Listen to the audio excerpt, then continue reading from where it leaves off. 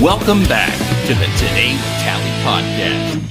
Welcome back to the Today with Tally podcast, folks. We have a great show in store for you today. We sit down with a singer-songwriter and a live looper who is a native of Conroe, Texas. But first, hello, friends, and welcome to another exciting episode of Today with Tally.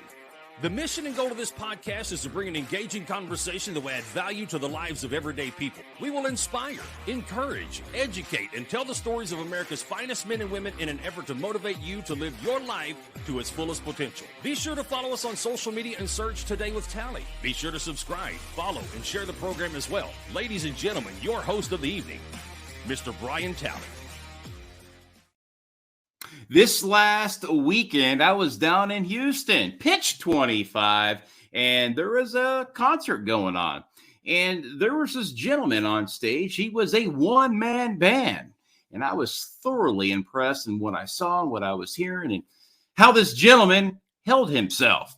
So after the show, I went up to him and I congratulated him. I said, man, I really like what I just saw. Would you be interested in coming on the podcast and talking about what you do, maybe share, a little bit about your past history and, what your plan is, moving forward? He agreed. And now we have Doug Westcott joining us. How are you, sir? I'm doing good. I'm doing real good today. Awesome. You are a one-man band, right? A live looper. Yes, sir. Yes, sir. Been doing it for 10 years. So for our audience out there that may not understand what a live looper is, would you mind explaining? Yeah, sure. A loop.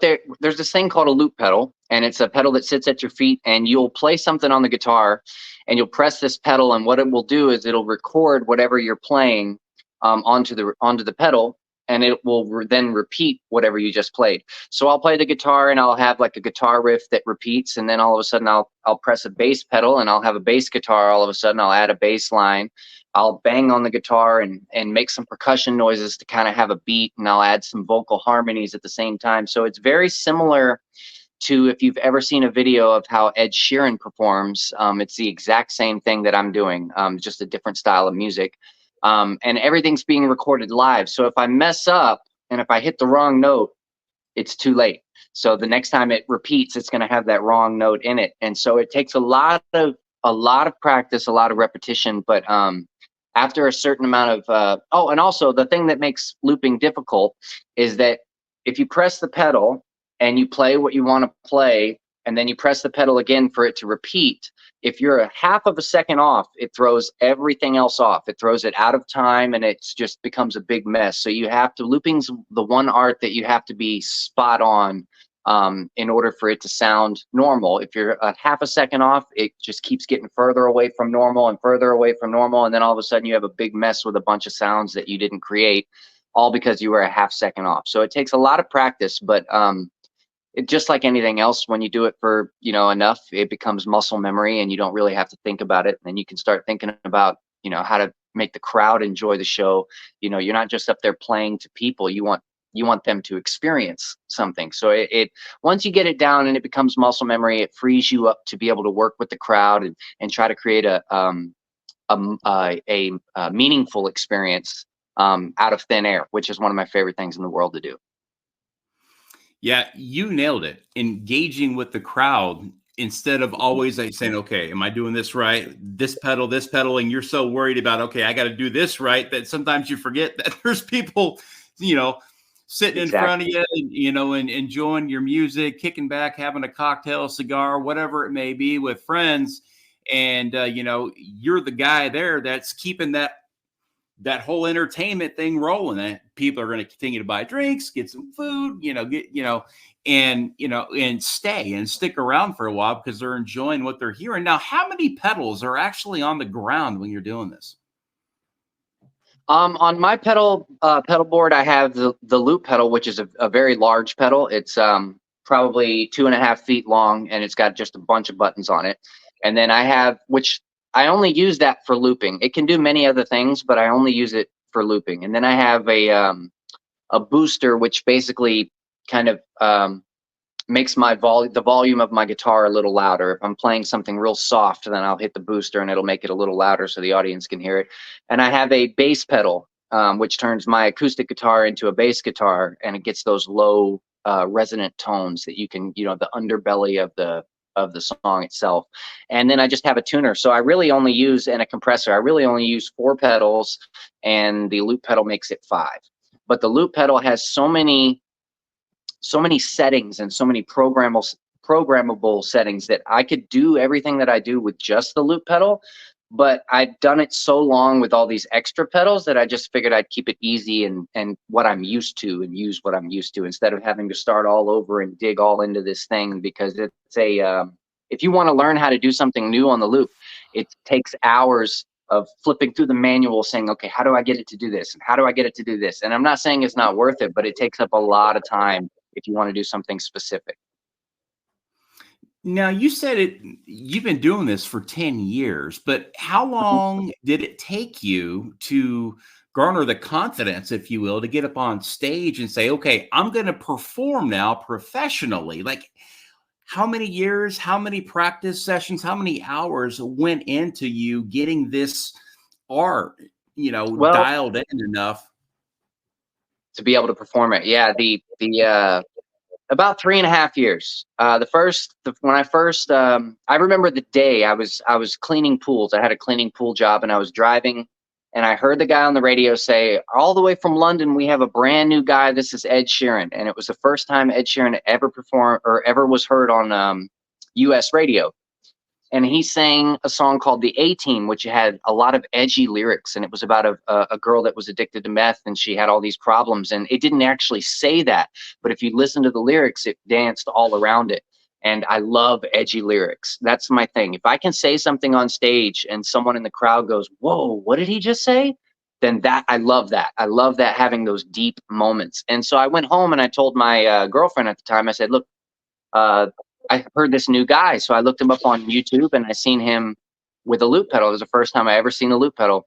And I seen him do what a whole band would do with just him. And I said, that's what I want to do. And so my girlfriend at the time bought me a small little loop pedal. And I stayed in my room for 3-4 years and just played and played and played and played, and locked the door. And, I told my friends I couldn't go out. Didn't want to go out and party. I wanted to practice. And after about 3.5 years, I started playing some shows, and oh my God, they were not good at first. They were not good shows at all.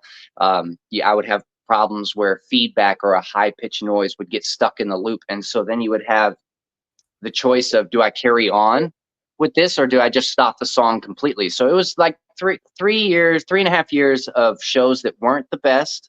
And then, just like anything you keep doing, you keep getting better, And so, yeah, I would say about 3.5-4 years for me to be able to play. And I was still making mistakes. It was like 7 years before I was not really making too many mistakes. But about 4 years is when I started playing shows. It took a lot longer than I had hoped, but it also gave me the time to sharpen my skill. Mm-hmm. Yeah, your friends wanted you to go out and party, but now you are the party. And I can tell you, when I was listening and watching, because I was like, man, what's he doing? He's hitting this pedal, he's doing this, you're like literally a one-man band.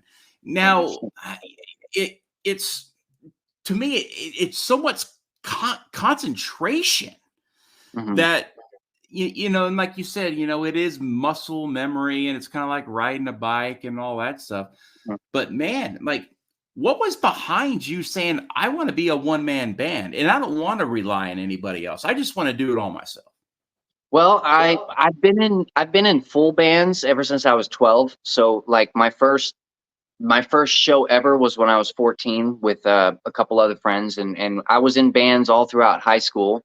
And there was always one person in the band that either had like a drug problem, or they had like a girlfriend that they were just, stuck up their butt, and they just couldn't get, one person was always not committed or always had a problem with that. And I remember I was playing drums in a band, and the singers were singing, and I was telling them how to sing harmonies. And I've had this moment after rehearsal, and I was like, man, if I'm playing drums in this band, I don't feel like I should have to tell the singers how to sing. I feel like they should just know how to do that. Or maybe I'm playing the wrong instrument. Maybe I should be the one singing.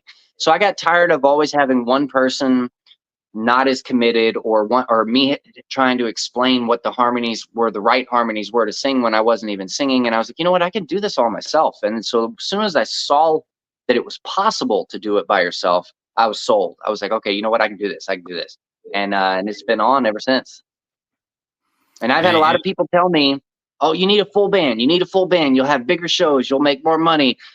And I've been slowly trying to prove over the last 2-3 years that no, I don't need a full band. I'm still doing the same thing you guys are doing.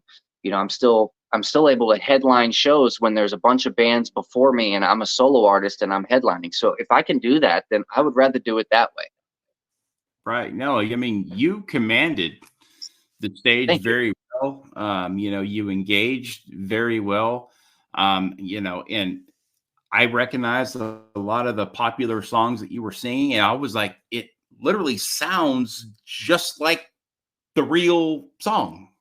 And we're sitting in Houston at Pitch 25, and it's like, man, this is like a freaking $high concert here that we got to go in and watch, and you know, for free, you know, because it was a good cause out there that you were supporting with Sergeant Records. And you know, and yeah, I mean, yeah, like I said, I was thoroughly impressed. And you know, you come from Conroe, Texas, and the Willis, Texas area, and they have a really famous country music singer out of Conroe, Texas. What's the gentleman's name? Talking about Cody Johnson? Not Cody Johnson. There's another one. Oh, there's another one? Yeah. Big time guy. I don't know that. Big I don't time know the other guy. He's actually going to be playing with George Strait in College Station in Texas A&M here this summer. Here, let me look it up here real quick. It's pretty. Sure. Parker McCollum.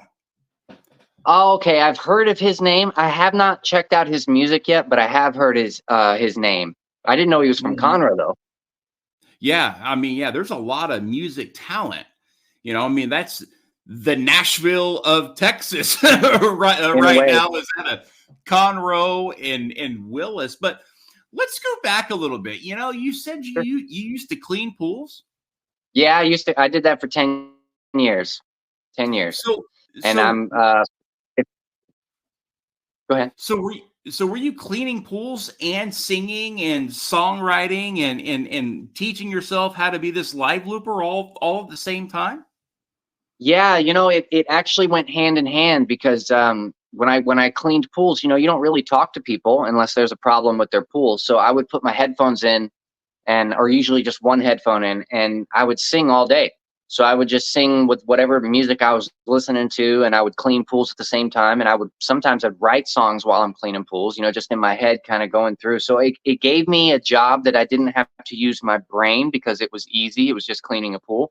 So it allowed my brain to work on songs and to work on singing while I was, you know, doing my regular job. My voice improved the most whenever I was cleaning pools all the time and I had all this practice time to sing. And I would have customers that would come out and sit on their porch, on their back porch, and they'd say, "What are you singing today? What are you singing today?" Because they would come out and they'd listen to me sing while I cleaned their pool. So it kind of worked. It worked really well. Incredible. You got any unique stories? Yeah, I do. I used to clean Marcus Luttrell's pool, which is if you've ever seen the movie Lone Survivor, Mark Wahlberg plays him in that movie.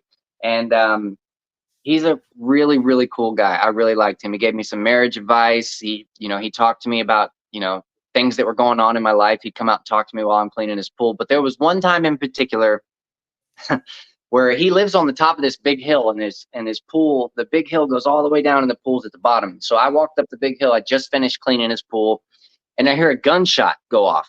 So when I hear the gunshot go off, I just hit the ground. I have all my pool equipment. I just hit the ground because I've seen the movie Lone Survivor. I don't know if there's people after him. I don't know. I just know who he is. So I hit the ground, and then I hear this, "Hey, Doug, come check this out," from the other side of the garage. So I walk around to the other side of the garage, and here's Marcus standing with this. a gun you only see in the movies. You know, it's got like holes down the barrel and it's got a side post to it, a big rifle gun. And I look over on the ground and there's a hole in the ground and there's a snake head, just the head. And in the snake's mouth is a frog.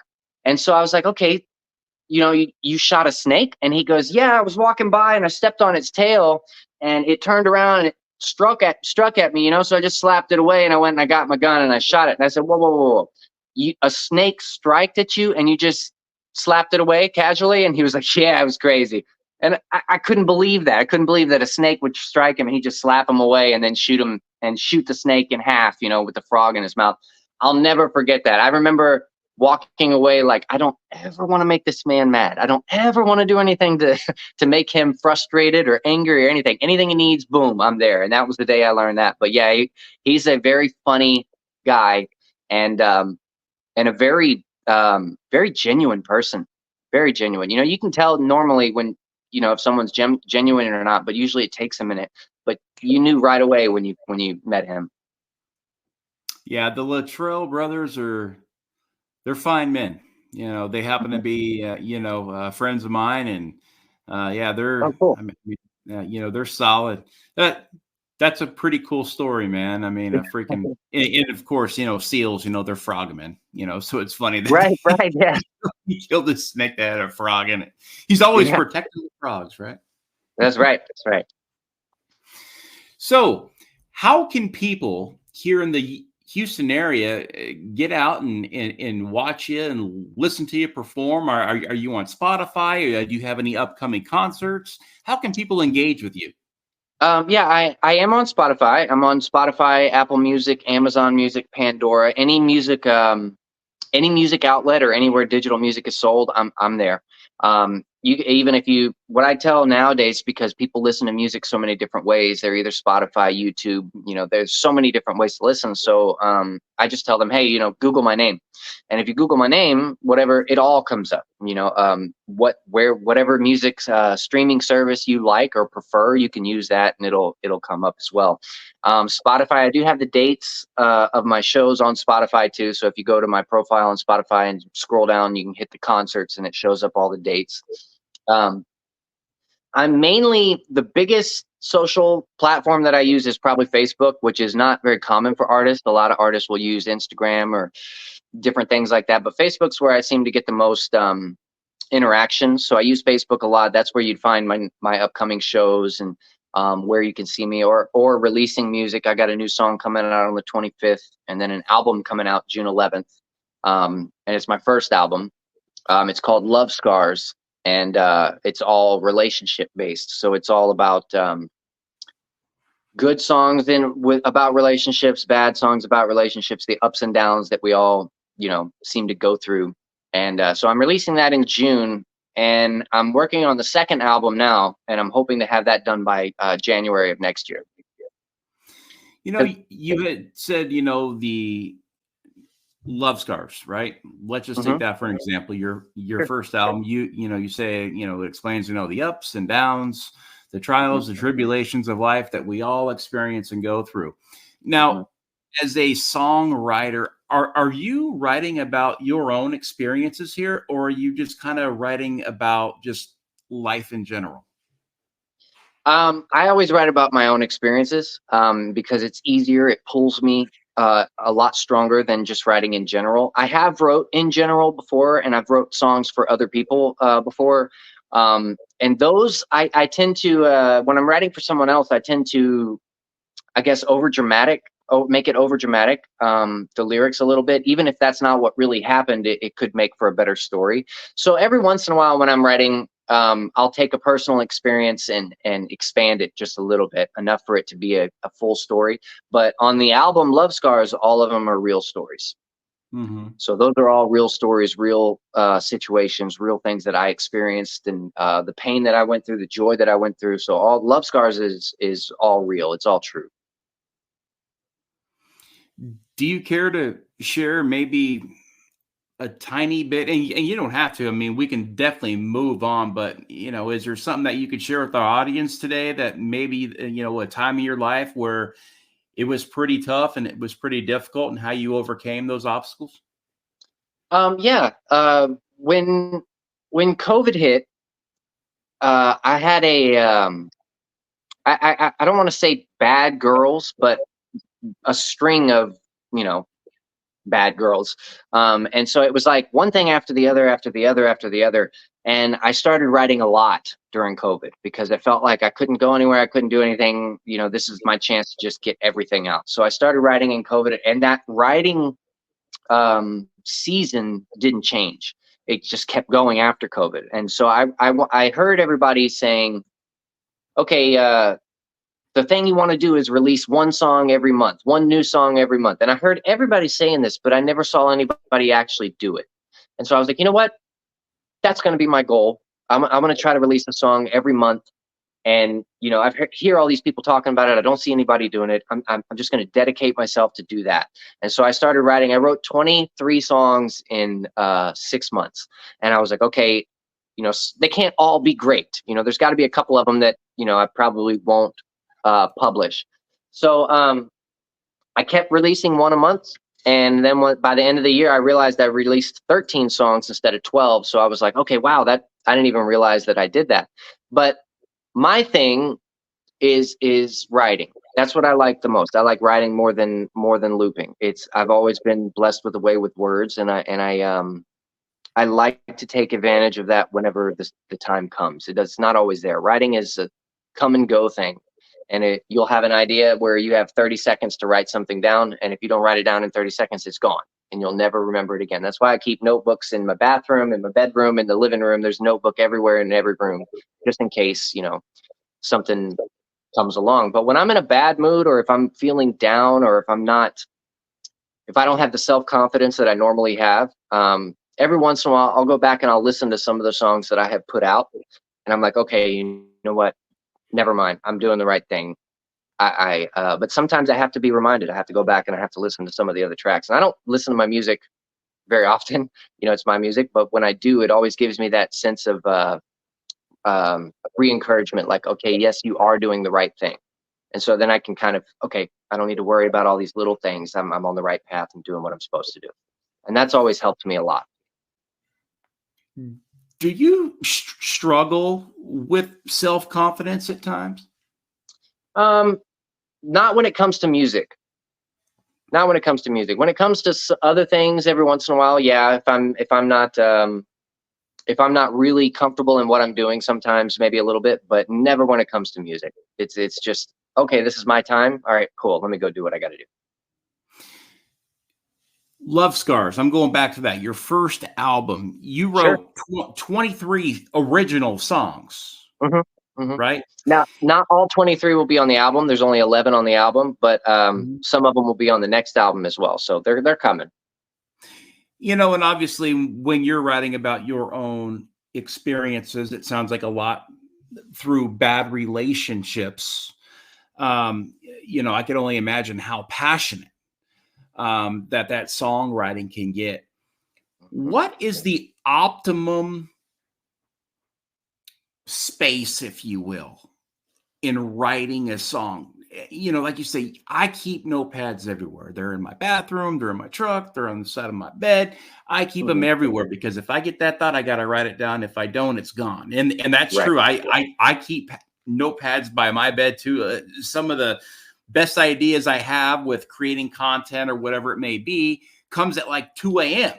And you're thinking, it's like you're sleeping and like you're just subliminally or whatever thinking about this. And then all of a sudden you're like, oh, wait, I got to write that down. And like, you're like writing in the middle of the night. You're like, okay, I'm night writing. And then you get kind of good at it. Like, okay, I think I got the letters right or legible enough to where at 8 a.m. when I get up or at 7 a.m. I get up, I can read it and then I could transcribe it and then, you know, get it figured out. But do you go to a certain area sometimes to say, I'm going to go write music and this is my setting and this is what I need to clear my mind to begin to write? No, I don't do that. What I do is I kind of take it as it's more of a feeling to me. When something dramatic happens or something big happens or inspiring happens, I know right away, okay, if I'm going to write about this, I need to write now. So it's more of a opportunistic thing, where if I feel like writing, I know I need to stop and I need to start writing. But if I don't feel like writing, no matter the scene, no matter the setting, I don't write anymore. Because when I used to write, when I don't really want to write or I didn't feel it, it was never near as good. It was always just it was okay or intermediate writing. It was never like awesome. The awesome songs come, usually they come out in 10 to 15 minutes. The whole song's written. 10 to 15 minutes up to 30 minutes, the whole song's done. Some songs take 2 months when you're trying to force it, to write it out. But so I've kind of learned to kind of go with the flow. And when I feel like, okay, this is something I need to write about, I got to do it right then. I got to get it all out, scribble it all out as fast as I can. I can go back later and I can edit it and everything else. But it's more of a feeling to me than it is like if I said, okay, today I got nothing to do, I'm going to clear my schedule, I'm going to sit down and I'm going to write me a song.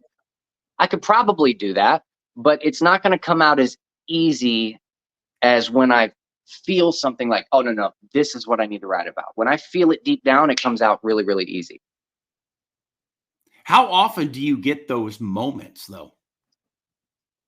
Sometimes it's once a month. Sometimes sometimes it's once a month. Sometimes it's once every 3 months. But it's not just a day. It's more of it can be, once a month, but during that once a month, it could have been 2 weeks of that month. And then the next month, it could have been 1 day, and so it's these time periods that kind of, it's so hard to explain. It's almost like you feel the flow, you're going with the flow. And then some days you wake up and, you just feel off a little bit, like you don't know what it is, but you feel off balance or stop. You feel off balance, or you feel like your head's foggy. So I feel like it's the same way with that. Like if you wake up, you can't feel 100% every day. Well, you can't write 100% every day.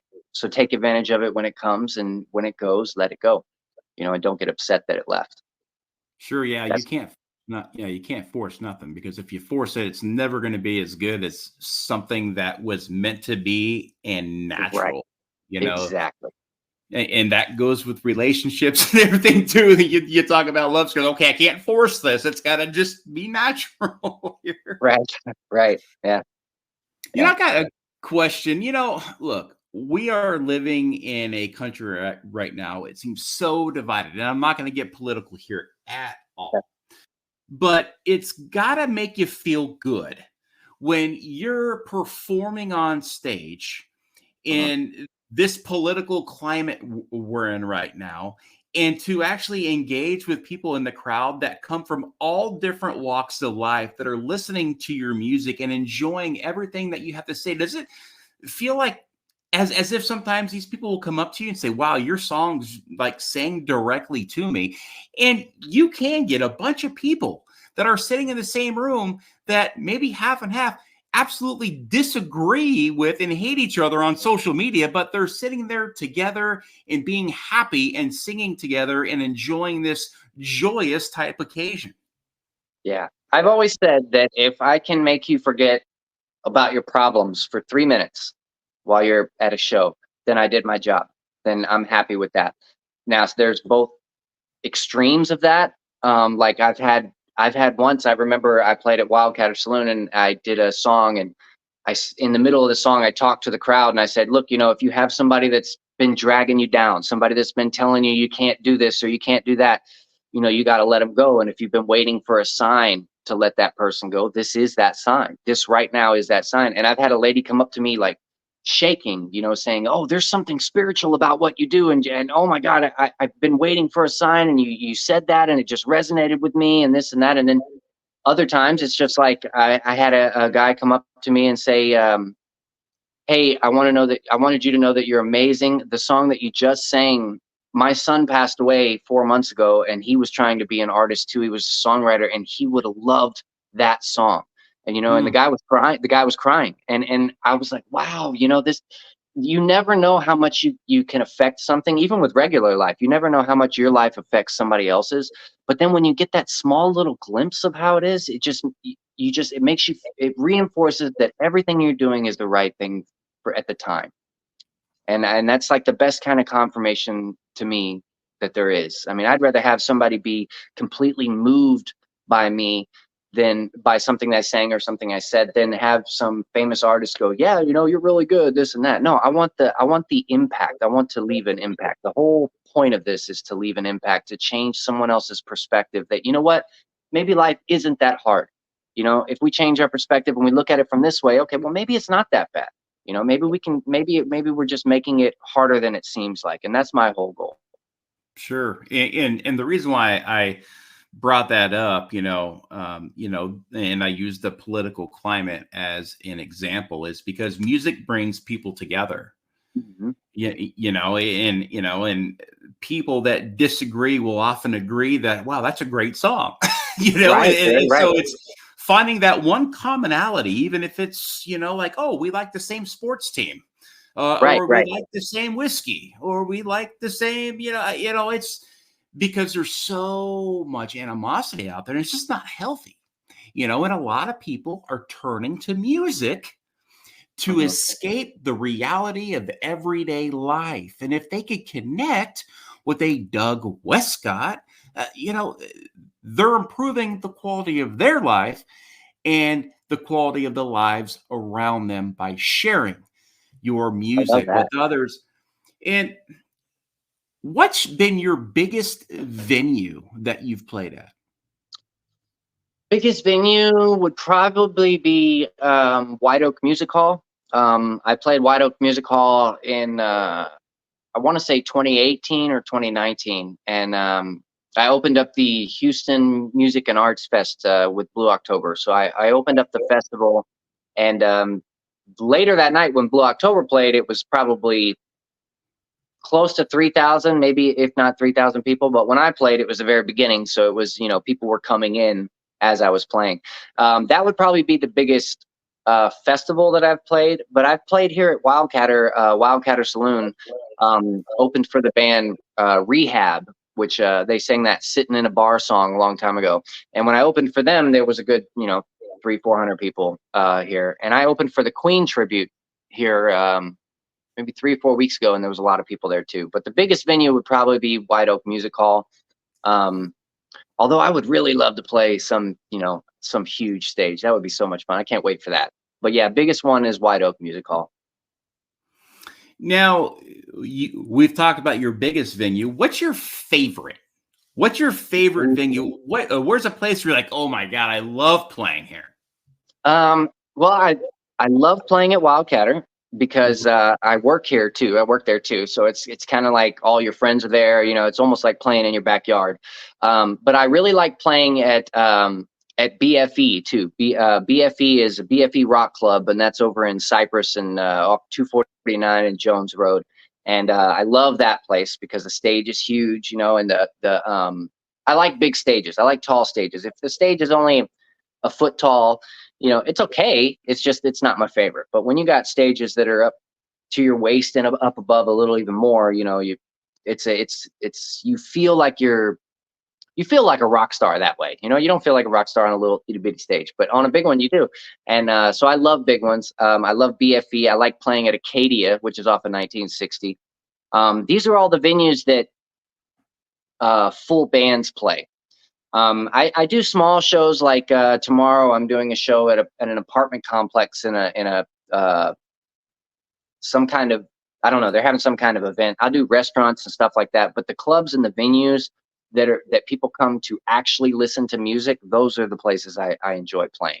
The other shows, you're just in the background, while people are meeting or eating or they're talking, and you're just kind of background entertainment. But the shows that people come to listen to the music, it's you don't get paid very much for those, but those are the best kind of shows because they feed your soul. They make you feel really good inside. When you're background noise, nobody's paying attention, everybody's talking, you're just kind of playing along, and it doesn't feel great because nobody's really paying attention. But then you get a paycheck, and it's 4 times more than you played at the other kind of show. So then on the drive home, the paycheck makes it feel okay.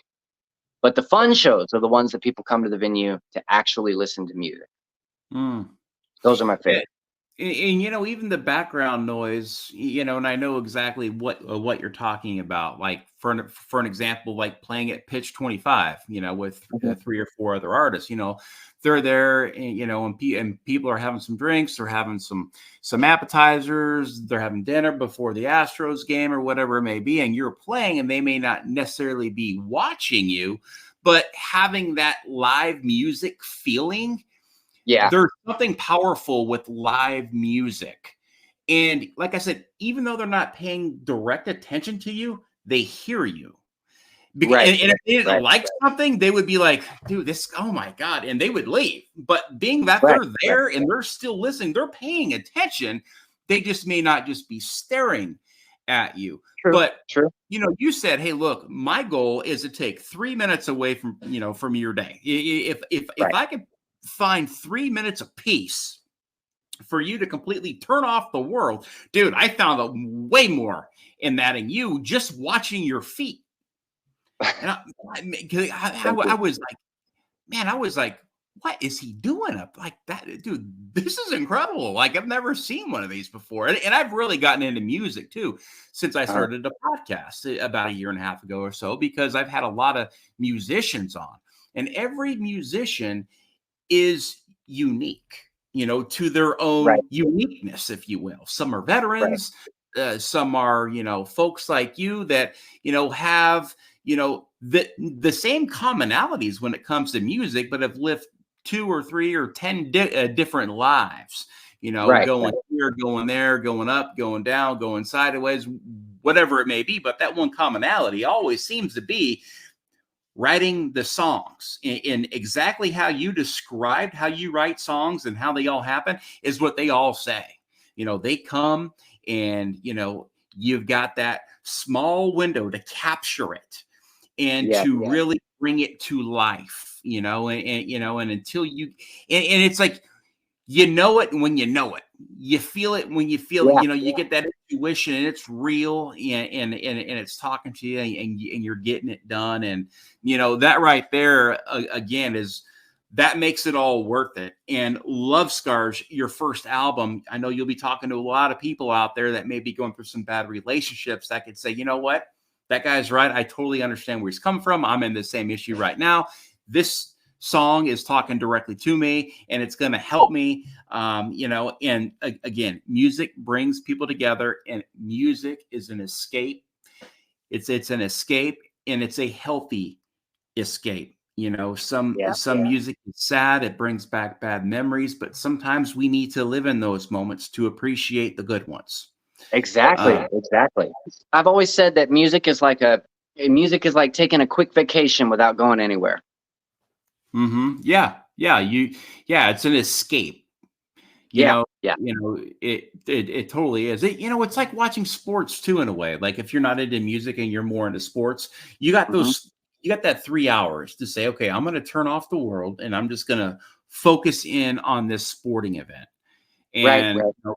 sports can take you into that same place that music can. Of course, the sports is going to last a lot longer, Right, but right. it's the same subject, if you will. But you can Hmm. listen to 3 hours of music, and you can be into 100 different subjects, True, and true. genres that can change your mood. I mean, because music is wild, man. I mean, you can be in a bad mood and get completely lifted up quickly. Exactly. 3 minutes, endorphin rush. Like, oh, dude, I love this song. It's bringing back so many great memories. Oh, I remember when I was a kid, and and then all of a sudden you start to, reminisce, and it's just nostalgic. Or you could be in a great mood and everything's perfect, and all of a sudden you hear a song that's like, oh man, dude. Now, Yeah. I feel bad, and I'm depressed. I mean, Writing is that's the writing is that power. way too. Yeah. Writing is that way too. Like if I'm gonna write a sad song and it takes 3 days, 4 days to write the song, I'm sad for those 4 days, and it's because I can't get out of that emotion. Because if I do, the song's gone. So I'll Mhm. sacrifice the emotion for a little bit, a little bit of time of being sad. I'll allow myself to be sad so that the song could come out. Because if I don't, whatever idea I had is just completely gone. And then Yeah. after I get it out, I'm happy again. Yeah, So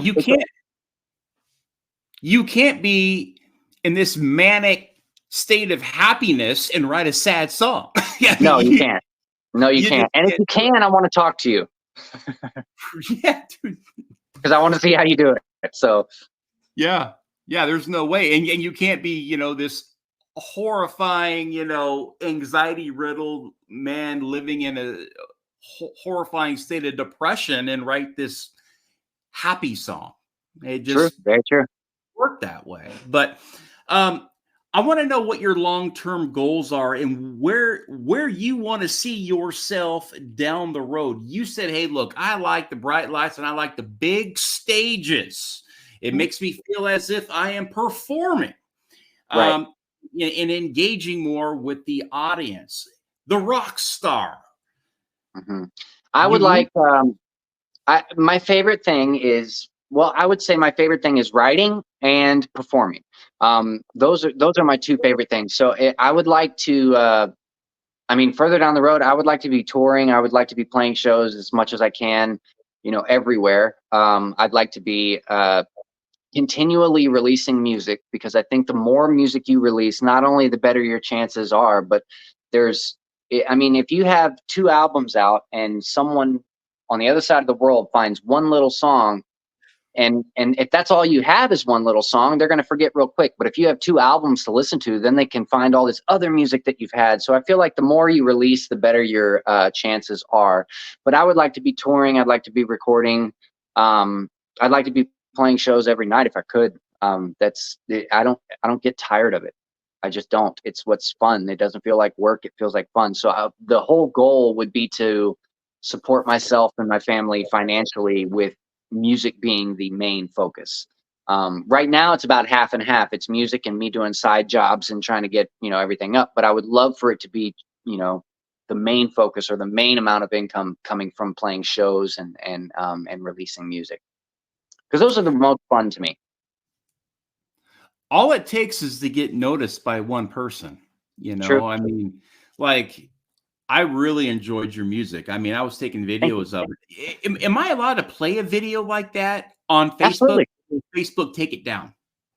No, you can play it.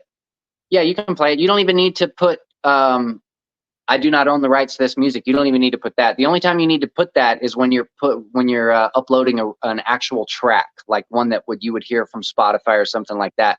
They won't let you do that unless you put I do not own the rights. But yeah, if it's a live video, yeah, absolutely. And I don't Oh, ever have any. I don't have any. I mean, if you took a video of me live anywhere, no matter who it is, you're all welcome to post it. It doesn't matter to me. oh, I didn't know that. I thought, people are like, "Oh yeah, you can't post that because that's, so and so songs and, they own the rights to that." And so Facebook, they hear music or whatever and they automatically just remove it or they just silence it. If it's a recorded track from a studio, yeah, they will silence it. But if you write, when you post it, if you write, I do not own the rights to this music, they'll leave you alone. Gotcha. They just want to make sure that they know that that you don't own the rights to it. Gotcha. Well, So I'm going to be it's a playing little tricky. Yeah, so I'm Go going to ahead. play a little bit of your music today on my Facebook page, the Today with Awesome. Tally podcast page, because people really need to hear you, and to really understand how unique you are and your live looping and your voice and how you string the guitar and everything like that. But man, listen, dude, this has been a great chat with you. I sincerely appreciate you coming on and sharing a little Absolutely. bit about yourself and what your future goals may be. And you got a first album coming out, Love Scars. Congratulations on that. Thank you. Thank you. And we'll be sure to leave all your handles and everywhere that people can find you. Pretty much anywhere you guys get your music, you can find Doug Westcott. Just Google his name and everything will appear. And I tell you what, you will most definitely enjoy what you hear out there. So, Doug, we appreciate you, buddy. Oh, thank you, man. Thank you for having me. I appreciate that. Yes, sir. Stand by just one second. Let me wrap up this show. Folks, don't forget to like, share, and subscribe to the program.